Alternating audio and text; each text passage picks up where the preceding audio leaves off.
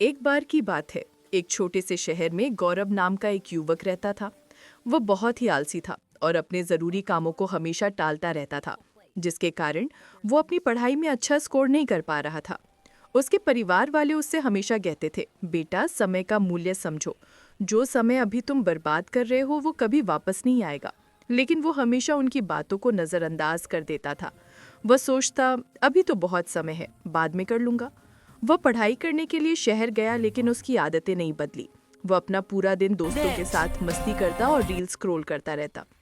गौरव के शहर में एक बुजुर्ग आदमी रहता था जो बहुत ही बुद्धिमान और ईमानदार था। एक दिन गौरव ने तय किया कि वह उस बुजुर्ग आदमी से मिलेगा ताकि वो कुछ सीख सके। गौरव उस बुजुर्ग आदमी के पास गया। वो बुजुर्ग आदमी पेड़ के नीचे बैठकर मेडिटेशन कर रहा था। गौरव ने उसे नमस्कार किया और कहा, मेरी मदद कीजिए, मैं जिंदगी में विफल हो रहा हूँ। हर बार मेरे दोस्त मुझसे आगे निकल जाते हैं, लेकिन मैं हमेशा पीछे रह जाता हूँ। मुझे उन सबसे अच्छा बनना है। मुझे बताइए कि मैं ये कैसे कर सकता हूँ। बुजुर्ग आदमी ने कहा, बेटा, तुम संघर्ष झेल रहे हो क्योंकि तुम अपने कामों को हमेशा टालते रहते हो और समय की कद्र नहीं करते। मैं तुम्हें एक कहानी सुनाता हूँ जिससे तुम समय के मूल्य को समझ सकोगे। बुजुर्ग आदमी ने कहानी शुरू की। एक बार की बात है। एक राजा था जो बहुत दयालु था। वह अपनी जनता से बहुत प्यार करता था और उनकी मदद किया करता था। एक दिन उसे एक व्यक्ति मिला जो बहुत ही आलसी और गरीब था। उसके पास ना तो पैसे थे, ना ही नौकरी और ना ही इज्जत। वह हमेशा अपनी परेशानियों का दोष दूसरों को देता था। राजा ने उससे उसकी जिंदगी और उसकी परेशानियों के बारे में पूछा। उस व्यक्ति ने कहा, पता नहीं लोग मेरे बारे में ऐसा क्यों कहते हैं कि मैं कुछ नहीं कर सकता। जब भी मैं किसी नौकरी की तलाश में जाता हूँ, सब मुझे मना कर देते हैं। राजा को उस व्यक्ति के लिए बुरा लगा। राजा ने कहा, एक सौदा करते हैं। सूर्यास्त होने से पहले तुम मेरे राज दरबार में आना और जितना सोना चांदी तुम ले जा सको उतना ले जाना। वह सब तुम्हारा होगा। आदमी बहुत खुश हो गया और राजा को धन्यवाद कहा। वह अपने घर की ओर दौड़ा और उसने अपनी पत्नी को सब कुछ बताया।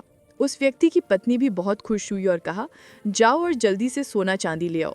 उस व्यक्ति ने कहा, मैं अभी नहीं जा सकता, मैं भूखा हूँ, पहले मुझे खाना दो। जल्दी से उसकी पत्नी ने खाना बनाकर उसे दिया।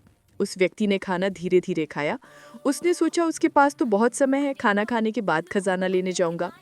खाना खाने के बाद उसे नींद आने लगी। उसने सोचा, मैं अभी थोड़ी देर सो लेता हूँ, कुछ देर बाद चला जाऊंगा। उसने सोचा कि वह थोड़ी देर ही सोएगा, लेकिन वह 2 घंटे के लिए सो गया। जब वह सोकर उठा, उसने देखा कि देर हो गई है। उसने जल्दी से कुछ बैग उठाई और राज दरबार की ओर भागा। रास्ते में धूप तेज थी, उसे गर्मी लगने लगी। उसने सोचा, थोड़ी देर पेड़ के नीचे आराम कर लेता हूँ, फिर आगे बढ़ूंगा। उस समय पेड़ के नीचे हवा चल रही थी, जिससे उसे फिर नींद आ गई। इस बार वह 4 घंटे के लिए सो गया। जब वह सोकर उठा, उसने देखा कि शाम होने वाली है और सूरज डूबने वाला है। वह जल्दी से बैग उठाकर राजदरबार की ओर भागा। लेकिन जब वह राजदरबार पहुंचा तो सूरज डूब चुका था और दरवाजे बंद हो चुके थे। वह व्यक्ति बहुत दुखी हो गया।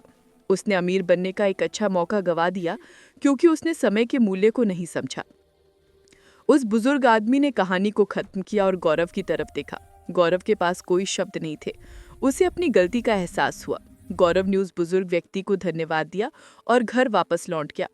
उसे समझ आया कि समय बहुत कीमती है, उसे बर्बाद नहीं करना चाहिए। उसी दिन से गौरव ने अपने लक्ष्यों पर काम करना शुरू किया। उसने अपनी काम टालने वाली आदत को छोड़ दिया और वो बहुत प्रोडक्टिव बन गया। कुछ ही दिनों बाद वो अपने सभी दोस्तों से आगे निकल गया और कॉलेज का सबसे होनहार बच्चा बना। इस कहानी से हमें ये सीख मिलती है कि समय सबसे मूल्यवान संपत्ति है। अगर हम इसे बेकार की चीज़ों में बर्बाद करेंगे तो हमारे पास पछताने के अलावा कुछ नहीं बचेगा। हर अवसर का सही समय पर लाभ उठाना चाहिए, क्योंकि खोया हुआ समय कभी वापस नहीं आता। इसलिए आज से ही अपने समय का सदुपयोग करें और अपने लक्ष्यों पर केंद्रित रहें।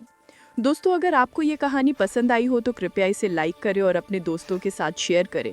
अगर आप ऐसी ही और प्रेरक कहानियों को सुनना चाहते हैं तो हमारे चैनल को सब्सक्राइब करें और बेल आइकन दबाना